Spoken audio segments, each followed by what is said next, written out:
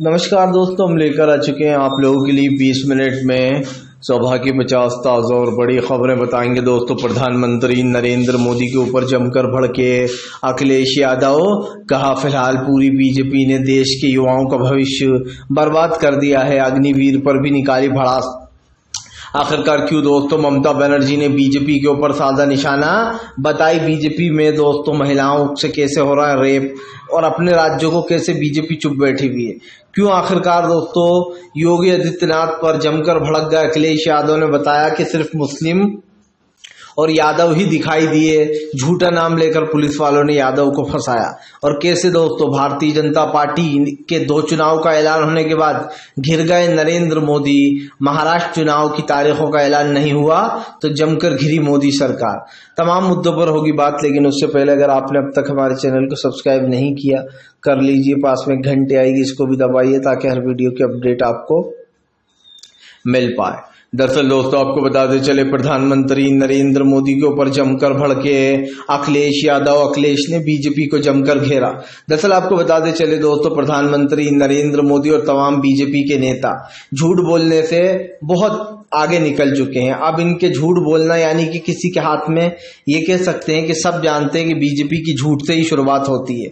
दरअसल आपको बताते चले दोस्तों, भरे सदन में योगी आदित्यनाथ ने 2 लोगों का नाम लिया। आपको याद होगा एक मोटरसाइकिल वाला वीडियो वायरल हुआ था जिसमें कहा गया था कि देखो कितना 2 जो कपल जा रहे थे उनको घसीटा गया, उनके ऊपर पानी फेंका गया उत्तर प्रदेश में, और फिर जो है वो वीडियो वायरल हो गया।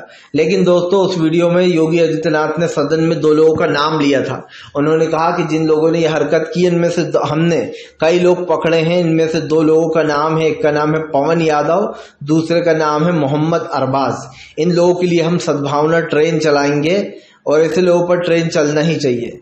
तो ऐसी बात बोल रहे थे योगी आदित्यनाथ। लेकिन दोस्तों वो भी सच्चाई जानते थे कि सिर्फ 2 लोगों के नाम क्यों बता रहा है, क्योंकि दोस्तों यादव और मुसलमानों से चिढ़ते हैं योगी आदित्यनाथ। यादव यानी कि अखिलेश यादव, उनकी एक तरीके से समाज के लोग हैं यादव, इसलिए योगी यादव को बदनाम कर रहे थे भरे सदन में कि इन लोगों ने पानी फेंका। और मुसलमानों के खिलाफ तो योगी शुरू से, जब से वो सरकार में आए तब से मुस्लिमों को टारगेट करते हैं दोस्तों।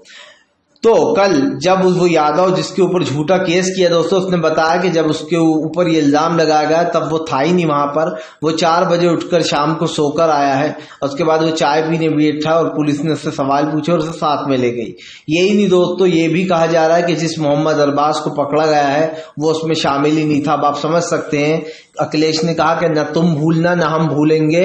ये चीज हमेशा याद रखना कि इन लोगों ने सिर्फ नाम के बल पर झूठा, किस तरीके से झूठे आधार पर बदनाम करने को इन्हें टारगेट किया है।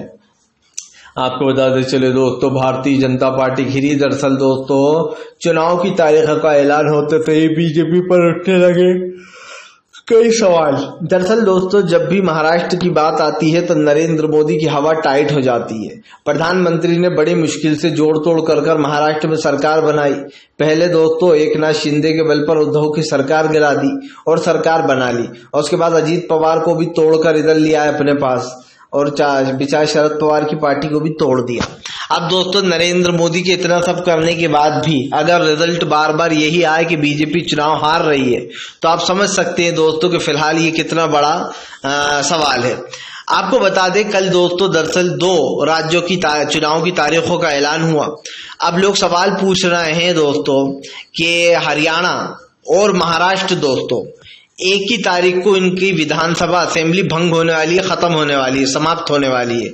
लेकिन दोस्तों आप देखिए कि 2 राज्यों के चुनाव का ऐलान कर दिया जाता है, जम्मू कश्मीर और दोस्तों जो है हरियाणा, लेकिन महाराष्ट्र के चुनाव का ऐलान नहीं किया जाता।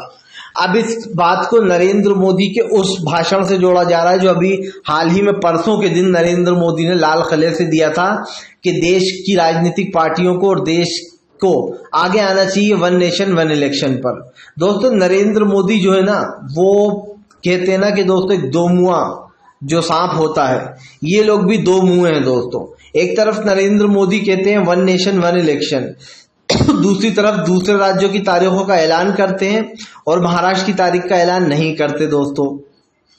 और सबसे बड़ी बात दोस्तों, ये वन नेशन वन इलेक्शन सब ढोंगे। एक बार पहले भी ऐसा हो चुका है राजीव गांधी के जमाने में, तब दोस्तों वन नेशन वन इलेक्शन एक बार हुए और फिर खत्म कर दिएगा, क्योंकि दोस्तों पॉसिबल ही नहीं है इतने सारे राज्यों में एक साथ चुनाव कराना और इतनी सारी जिम्मेदारियों को लेना। ये नामुमकिन है, लगभग नामुमकिन, ये मुमकिन नहीं हो सकता है अगर देखा जाए तो। उधर दूसरी तरफ दोस्तों आप समझ सकते हैं कि किस सही तरीके से दोस्तों ये सब कुछ किया गया है। मैं तो इस चीज को बार बार बोलता हूं दोस्तों, और इस चीज को बार बार इसलिए भी बोलता हूं कि भैया भारतीय जनता पार्टी चाहे जो करे दोस्तों, हमने तो एक चीज को बार बार दोहराया है और इस चीज को बार बार हम बोलते हैं दोस्तों कि नरेंद्र मोदी जो है वो सिर्फ सच्चाई से भागने का काम करते हैं। प्रधानमंत्री को क्या सच नहीं पता दोस्तों?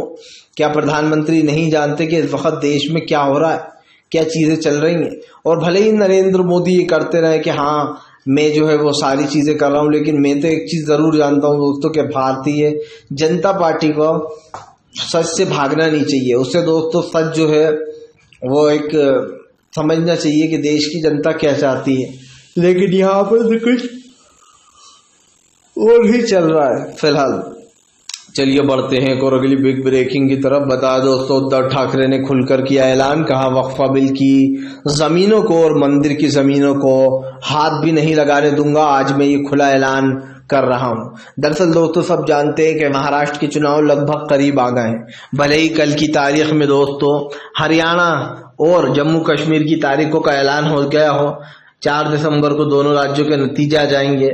उधर दूसरी तरफ उद्धव ठाकरे ने भी ऐलान कर दिया कि फिलहाल वो किसी भी हाल में वक्फा की जमीनों को हाथ नहीं लगाने देंगे, क्योंकि दोस्तों लोग उद्धव का स्टैंड जानना चाह रहे थे। सब जानते हैं कि मुस्लिम कांग्रेस को वोट करते हैं, ज्यादातर शिवसेना को भी करते हैं, क्योंकि शिवसेना ने अब खुलकर ये कह दिया है कि वो वक्फा की जमीनों को हाथ नहीं लगाने देगी और ना ही मंदिरों की जमीनों को। उन्होंने कहा कि अभी कुछ दिन पहले शंकराचार्य जी ने साफ कहा था कि केदारनाथ से 200 किलो सोना गायब किया गया है दोस्तों सरकार द्वारा, और ये बात झूठी नहीं है दोस्तों। जो लोग मंदिर मस्जिद करते हैं, बड़ा भगवान का दोस्तों आदर करते हैं और दिखावा करते हैं कि हम मंदिर मंदिर मंदिर, लेकिन दोस्तों सच्चाई आप देखिए कि भगवान के घर में भी चोरी करते हैं। ऐसे चोर उचक्के दोस्तों, ऐसी चोर उचक्की सरकार आपको चाहिए? और अगर चाहिए तो खुशी से रखिए। जो लोग भगवान का सोना चुरा सकते हैं, जो लोग भगवान के चढ़ावे को गायब कर सकते हैं, वो लोग दोस्तों कैसे लोग होंगे आप अच्छे से समझ सकते हैं। तो इनकी बड़ी बड़ी बातें जो है ना दोस्तों, वो सर के ऊपर से गुजर जाती हैं लोगों के। उद्धव ठाकरे ने यह भी कर दिया है साफ दोस्तों कि फिलहाल इंडिया गठबंधन साथ है, साथ ही हमेशा रहने वाला है।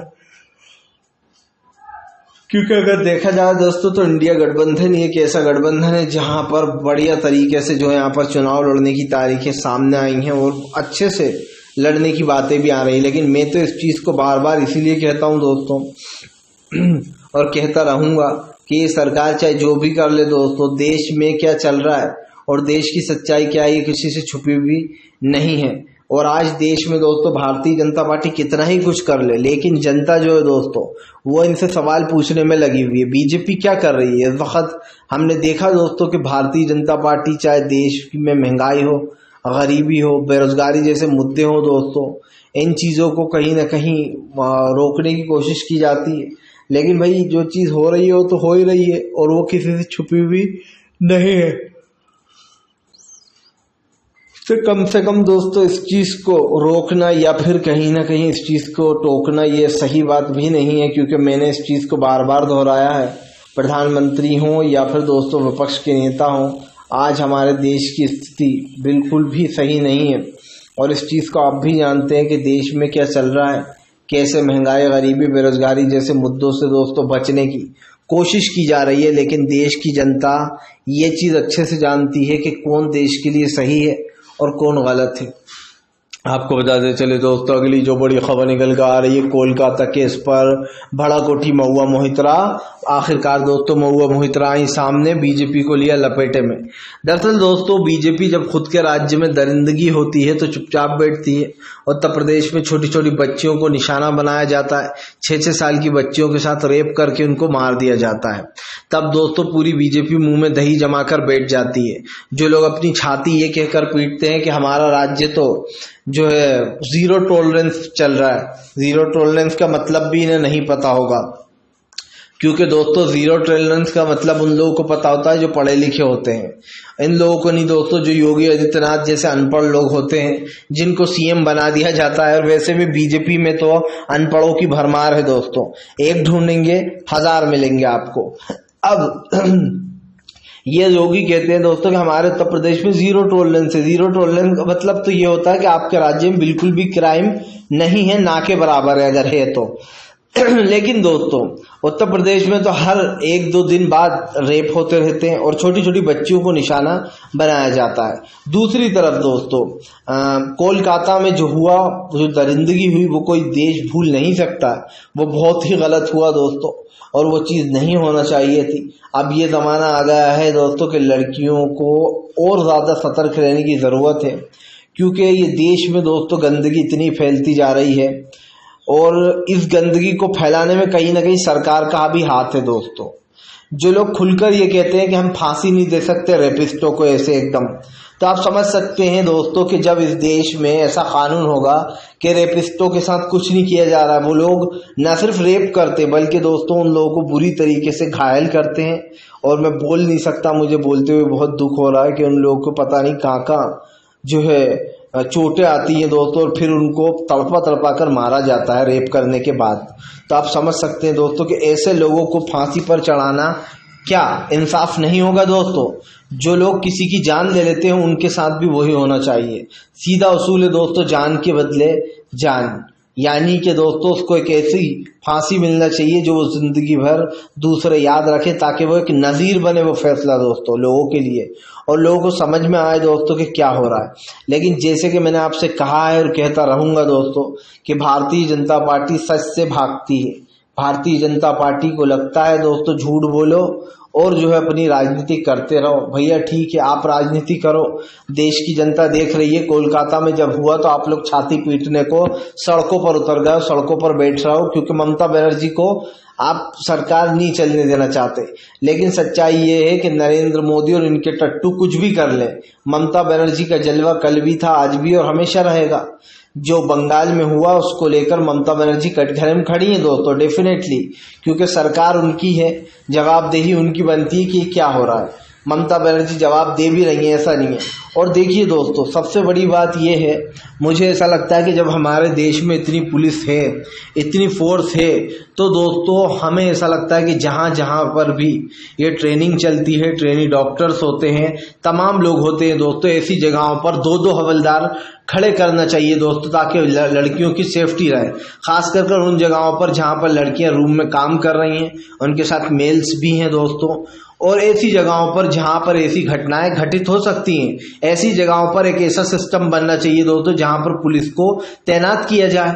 और क्योंकि देखिए दोस्तों, सिपाहियों को हम जब कोई त्योहार होता है वहां पर लगाते हैं पुलिस, लेकिन दोस्तों बड़े बड़े राजनेता ये जो होते हैं इनके साथ बड़े बड़े बॉडीगार्ड हवलदार चलते हैं। तो क्या दोस्तों लड़कियों की सेफ्टी के लिए, महिलाओं की सेफ्टी के लिए अब एक ऐसा रूल्स या ऐसा कानून पास नहीं होना चाहिए कि जहां पर भी ये ट्रेनिंग ऑफिसर हैं या फिर लड़कियों के कॉलेज हैं दोस्तों, या फिर लड़कियां जहां पर स्टडी करने जाती हैं, उन जगहों पर 2-2 हवलदार, ज्यादा नहीं लेकिन कम से कम 2-2 हवलदार को खड़ा किया जाए दोस्तों, ताकि ऊपर वाला ना करे कि अगर ऐसी कोई सिचुएशन बनती है तो वो लोग दोस्तों इसको हैंडल कर पाए, वो लोग अपनी फोर्स को बुला पाए। वहां पर अगर ऐसी घटना हो भी रही है तो वो उसको बचा लेंगे दोस्तों। तो ये चीज होना चाहिए, पर पता नहीं सरकारों के दिमाग में ये चीज क्यों नहीं आती कि सेफ्टी के तौर पर 2-2 हवलदार अगर हर जगह खड़े कर दिए जाएं, तो मैं लिख कर देता हूं दोस्तों, ऐसी घटनाएं होना बंद हो जाएंगी। पूरी नहीं लेकिन कम से कम 50% तो ऐसी होंगी दोस्तों जो बंद हो सकती है। क्योंकि हमने देखा है ज्यादातर घटनाएं या तो दोस्तों सुनसान जगहों पर की जाती हैं, या फिर ऐसी जगहों पर की जाती हैं दोस्तों जहां पर कोई समझ या सोच भी नहीं पाता। और आजकल तो दोस्तों घर का भेदी लंका ढाए वाला काम हो गया है। किसने सोचा था कि वो बेचारी ट्रेनी डॉक्टर के साथ इतनी दरिंदगी की जाएगी, वो भी वहीं पर अस्पताल के अंदर दोस्तों। इतने लोग होने के बावजूद ये सब कुछ हुआ, तो सवाल तो उठते हैं दोस्तों।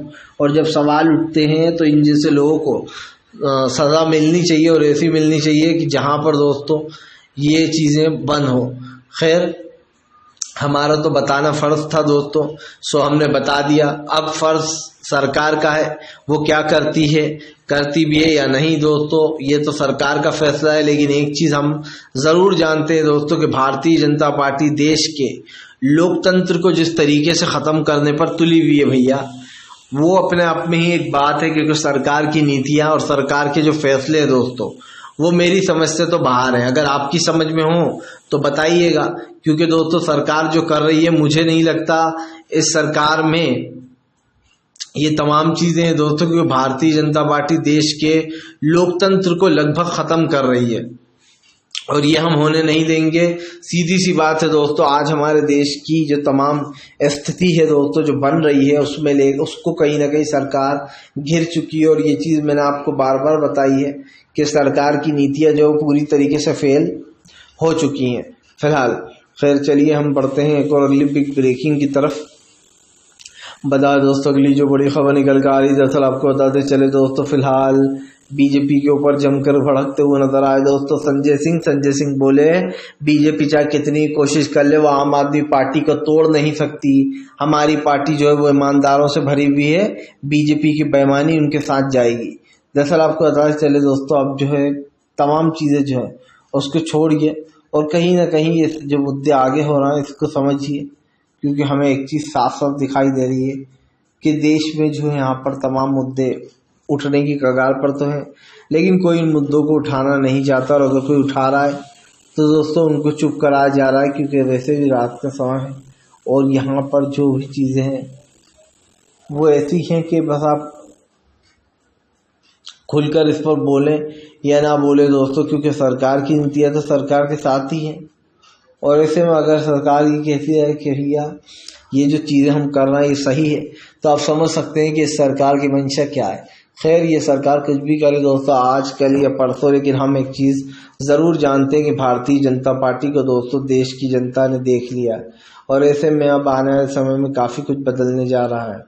फिलहाल चलिए बढ़ते हैं एक और अगली बिग ब्रेकिंग की तरफ। तो आगे भी इस चीज़ को हम फॉलो जरूर करेंगे। फिलहाल से चलिए बढ़ते हैं एक और अगली बिग ब्रेकिंग की तरफ। बताया दोस्तों अगली जो बड़ी खबर निकल कर आ रही, प्रधानमंत्री नरेंद्र मोदी के ऊपर जमकर भड़के असदुद्दीन ओवैसी बोले फिलहाल यहाँ पर समीर इस तमाम जो चीज़ें चल रही हैं दोस्तों प्रधानमंत्री को लेकर घेर लिया है। दरअसल आपको बताते चले दोस्तों, हमारे देश में महंगाई, गरीबी, बेरोजगारी तो मुद्दे हैं ही, लेकिन अब चुनाव भी एक बड़ा मुद्दा बनता चला जा रहा है। इधर असदुद्दीन ओवैसी ने कहा कि चुनाव की तारीखों से पहले बीजेपी ने राजनीति करी है वक्फा पर बिल लाकर। वहीं दूसरी तरफ ओवैसी ने भी महाराष्ट्र की तारीखों का ऐलान ना होने पर आपत्ति जताई। उन्होंने कहा कि जब हरियाणा की असेंबली खत्म हो रहा है, असेंबली का समय उसी दिन महाराष्ट्र का भी हो रहा है, सेम टू सेम दोस्तों, लेकिन बीजेपी ने जानबूझकर महाराष्ट्र की तारीखों का ऐलान नहीं कराया। आपको याद होगा दोस्तों, चुनाव आयोग बीजेपी का पूरा साथ देता है। जब गुजरात की तारीखों का ऐलान होना था तो बीजेपी ने बड़े आराम से कर दिया था, और जब ममता बनर्जी के चुनाव का समय आया था तो बीजेपी ने 6 से 7 हिस्सों में उसे बांट दिया था। लेकिन क्योंकि ये सारी चीज़ें जो है वो आप समझ में नहीं आ रही हैं और इसी चीज़ को लेकर विपक्ष जो है दोस्तों सरकार के ऊपर हमलावर है। देखिए भाई, सरकार चाहे कुछ भी करे, महंगाई, गरीबी, बेरोजगारी जैसे मुद्दे तो दोस्तों रहेंगे ही, और इस सरकार की नीतियां हैं ही क्या। फिलहाल जो चल रहा है उसको रोकना और कहीं ना कहीं सरकार का जो है तमाम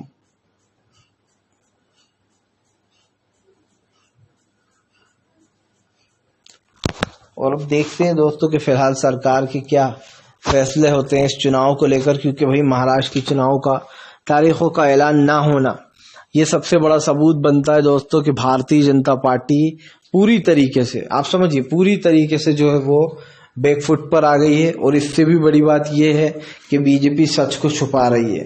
सच क्या है ये सब जानते हैं कि नरेंद्र मोदी अच्छे से जानते हैं, वो महाराष्ट्र के चुनाव हार रहे हैं, इसीलिए उन्होंने दोस्तों ये सब कुछ किया है। हम तो इस चीज़ को बार बार दोहराते ही हैं। और इसीलिए दोस्तों अगर आपको हमारा वीडियो अच्छा लगता है तो लाइक करें।